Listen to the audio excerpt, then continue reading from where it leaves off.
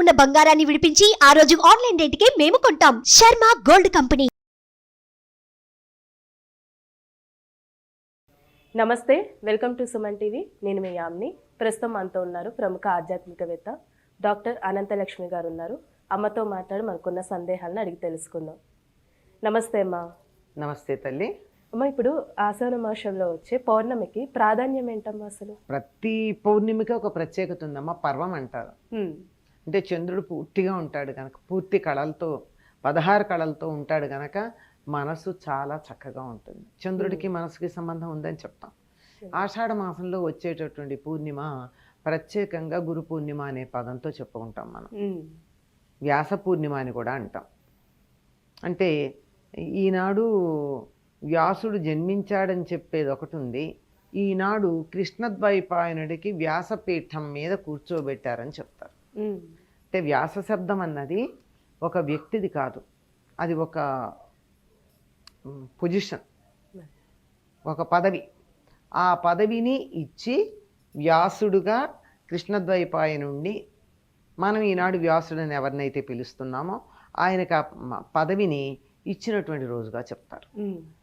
వ్యాసుడు సమస్తమైనటువంటి జ్ఞానాన్ని, ప్రస్తుతం మనకున్నటువంటి సమస్తమైన జ్ఞానాన్ని ఇచ్చినటువంటి వాడు. వ్యాసుడు చెప్పందే ఒక్క మాట కూడా వ్యాసుడు చెప్పందే మనకు కనపడదు. అంతా వ్యాసుడు. ఎందుకంటే 4 వేదాలని విభజించిన వాడు. దాంట్లో ఉన్న సారాన్నంతా 18 పురాణాలుగా, ఉప పురాణాలుగా, మహాభారతం అనేటటువంటి ఇతిహాసంగా, ఆ తర్వాత భాగవతం అనే మహాపురాణం, బ్రహ్మసూత్రాలు, ఇలాంటివన్నీ మనకి అందించాడు. ఇవాళ మన దగ్గర ఉన్న సనాతన ధర్మానికి సంబంధించిన వాంగ్మయం ఏది ఉందో అదంతా వ్యాసుడు మనకి ఇచ్చింది.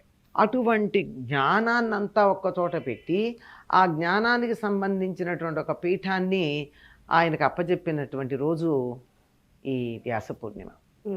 కానీ కొన్ని రకాలుగా ఆయన జన్మించింది కూడా ఆషాఢ శుద్ధ పూర్ణిమే అని కొన్ని చోట్ల చెప్పబడి ఉంది. కానీ ఎక్కువ చోట్ల చెప్పబడింది, ఎక్కువ మంది చేత అంగీకరించబడింది వైశాఖ శుద్ధ పూర్ణిమే. ఇవాళ ఆయనకి పదవి కట్టబెట్టడం జరిగింది ఈరోజు.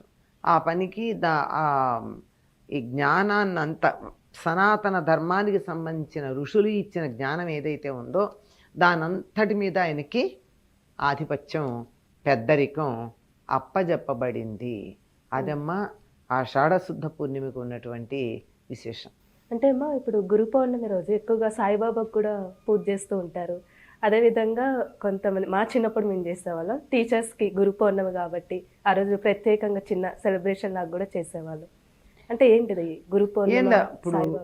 ఆ రోజు వ్యాసుడిని పూజించే పద్ధతి ఏమిటి? వ్యాసుడిని తీసుకొచ్చి పూజ చేస్తే బాగానే ఉండు, కానీ వ్యాసుడు మనకు దొరుకుతాడా? దొరకరు కదా. అందుకని ఆయన దగ్గర నుండి విజ్ఞానాన్ని సేకరించుకుని, సంతరించుకుని లోకంలో వాళ్ళందరికీ ఆ జ్ఞానాన్ని పంచుతున్నటువంటి వాళ్ళందరినీ వ్యాసుడికి ప్రతీకలుగా భావించుకుని పూజ చేయడం. అది వ్యాస పూర్ణిమ నాడు ఉపాధ్యాయులకి పూజించటం అంటే ఆనాటి వ్యాసుడికి ప్రతిబింబాలుగా లేక ప్రతీకలుగా మన ఉపాధ్యాయుడిని ఆ భావనతో మనం గ్రహించి పూజించడం అని అర్థం. అదేవిధంగా సాయిబాబా కూడా ప్రత్యేకంగా చేస్తారు. సాయిబాబా కూడా ఆయన గురించి సమర్థ సద్గురువు అనే పదం ఒకటి వాడుతున్నారు. సమర్థుడు అయినటువంటి సద్గురువు. గురువుల్లో సాయిబాబాని గురుస్థానంలో మనం భావించుకుంటాం కనుక ఆయన్ని కూడా గురువుగా భావించుకునే వాళ్ళు ఉన్నారు కనుక ఆనాడు సాయిబాబాకి సంబంధించినటువంటి ఆలయాల్లో కానీ, సంస్థల్లో కానీ కొంత కార్యక్రమాలు నిర్వర్తించి ఇదంతా గురువుకి మేము చేసిన సేవ అని చెప్పుకోవడానికి చేసే పని. అమ్మ, ఇప్పుడు వ్యాసుడికమ్మ అలా గురుస్థానం ఉండడం గల కారణం ఏంటమ్మా? ఆయన్ని ప్రార్థించుకుంటూ వ్యాసం వశిష్ఠనప్తారం శక్తే పౌత్రమకల్మషం పరాశరాత్మజం వందే సుఖతాతం తపోనిధి అని ఆయన్ని ప్రార్థించుకుంటూ ఆయన వంశ పరంపర చెప్పుకున్నాం. ఆయన ముత్తాత, తాత, తండ్రి, ఫలానా ఆయన ఈయన కొడుకని, ఇలా ఇన్ని విశేషాలు చెప్పుకున్నాక ఇంకా ఈరోజు ఏమని పూజించాలంటే వ్యాసుణ్ణి శంకరం శంకరాచార్యం గోవిందం బాదరాయణం సూత్రభాష్యకృతం వందే భగవంతః పునఃపునః. ఇందులో ఎవరెవరిని పూజించాలని చెప్పుకుంటారంటే ఈరోజు శంకరుణ్ణి, శివుణ్ణి. సమస్తమైన విద్యకి మూలకారకుడు దక్షిణామూర్తిగా. శంకరాచార్యుడు. తర్వాత బాదరాయణం, గోవిందం బాదరాయణం. గోవిందుడంటే ఈయన గురువు గారు, శంకరాచార్యుల యొక్క గురువు గారు. బాదరాయణుడు అంటే వ్యాసుడు. వ్యాసుణ్ణి సూత్రభాష్య కృతం వందే, వేదాంత సూత్రాలకు భాష్యకారుడైన వ్యాసుణ్ణి, వీళ్ళందరినీ కూడా మేము మళ్ళీ స్మరించుకుంటున్నాం అన్నారు. వీళ్ళంతా విజ్ఞానానికి విద్యకి కేంద్రస్థానమైనటువంటి వారు. వారి నుండే లోకంలోకి విద్యంతా ప్రసరించటం జరిగింది. కనుక ఈనాడు వ్యాసుణ్ణి పూజించుకుంటూ ఆయన కన్నా ముందున్నటువంటి శంకరుణ్ణి కూడా, శంకరుడంటే కైలాస శంకరుడు, ఆయన్ని కూడా పూజించుకోవాలి అని చెప్తారు. ఎందుకని పూజించాలి?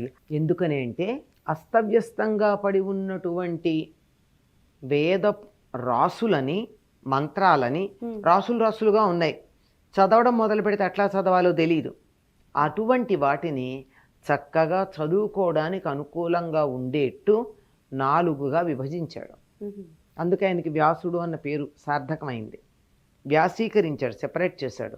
ఇవన్నీ పాడుకోదగినవి సామవేదం, ఇవన్నీ దేవతా స్తుతిపరమైనవి ఋగ్వేదం, ఇవన్నీ నిత్యనైమిత్తిక క్రియలకు సంబంధించినవి యజుర్వేదం, ఇవన్నీ అసలైనటువంటి శాస్త్రానికి ఉపకరించే ఉపశాస్త్రాలు ఇది అధర్వణ వేదం అని చెప్పి వాటన్నిటిని అలా విడివిడిగా చక్కగా వర్గీకరించి చెప్పినటువంటి వాడు వ్యాసుడు. అందువల్ల మనకి వాళ్ళ జ్ఞానం ఉంది అంటే ఎవరి వల్ల ఉంది? మనకి చదువుకోవడం కూడా ఇబ్బందిగా ఉండేటటువంటి వాటిని చదువుకోవటానికి అనుకూలంగా ఉండేట్టు చేశాడు. మేమంతా చదవలేమండి, కానీ అందులో ఉన్న సారం కావాలి. అయినా మాకు ఊరికే చెప్పడం కాదు, అది మా మనసుకు హత్తుకునేట్టు చెప్పాలి. అలా అన్నప్పుడు అంతకుముందు జరిగినటువంటి అనేక మహాయుగాల్లో జరిగినటువంటి కథల్ని తీసుకుని వాటన్నింటినీ పురాణాలుగా రచించాడు. 18. రాజుగా శాసనం చేస్తే వినలా, మంత్రిగా సూచనలు ఇస్తే వినలా, ఇంకా ప్రియురాలుగా చెప్తామన్నా వింటాడేమో. అందుకని కావ్య రూపంలో చెప్పే ప్రయత్నం చేశారు. పూర్వం ఈ కావ్యాలన్నీ కూడా చివరికి నీతి ప్రబోధకాలు, ధర్మ ప్రతిపాదకాలుగానే ఉండేవి. ఇప్పుడు కదా విలన్లని హీరోలుగా చేసి మనం మాట్లాడడం, సినిమాలు తీయడం జరుగుతోంది, అంతే కదా. కానీ వాళ్ళు అట్లా కాదు. సద్బుద్ధి కలిగినటువంటి వాళ్ళు, సదాచార సంపన్నులు, సత్ప్రవర్తనతో ఉన్నటువంటి వారు, అటువంటి వారిని మాత్రమే తీసుకోవడం జరుగుతూ ఉండేది. ఆ విధంగా రాజు శాసించినట్టు చెప్తే వినని వాళ్ళని ఇలాంటి కథలు ఉన్నాయని చెప్పాని ఈ కథలతో స్నేహితుడు భుజం తట్టి చెప్పినట్టుగా పురాణ కథలు చెప్పాడు. ఫ్రెండ్ చెప్పినా వినడు కొంతమంది మొండి. వాడికి కాంతా సంహితతయా, ఇష్టురాలైనటువంటి భార్య చెప్పిన విధంగా చెప్పాలి. అలా చెప్పినది కావ్యాలు. ఇలా చెప్పేటటువంటి దాన్ని వేద పరిజ్ఞానం, దాన్నే పురాణ కథల్లో ప్రతీకలుగా చెప్పడం. లేదు ఒక సూత్రంగా చెప్పాలి, నాకు ఇంత కథలు చదివే ఓపిక లేదంటే చక్కగా బ్రహ్మసూత్రాలు, ఇలా సమస్తమైనటువంటి ఆర్ష విజ్ఞానం ఇవాళ మనకున్నది ఏదైతే ఉందో అదంతా వ్యాసప్రోక్తమే. కనుక ఈ విజ్ఞానం మనకు కావాలంటే ఆయనకోసారి దండం పెట్టుకోక తప్పదు. చాలా చక్కగా తెలియజేస్తారమ్మా, ధన్యవాదాలు మీకు. సుమన్ టీవీలో మీ పర్సనల్ అండ్ బిజినెస్ ప్రమోషన్స్ కోసం కింది నెంబర్కి కాంటాక్ట్ చేయండి.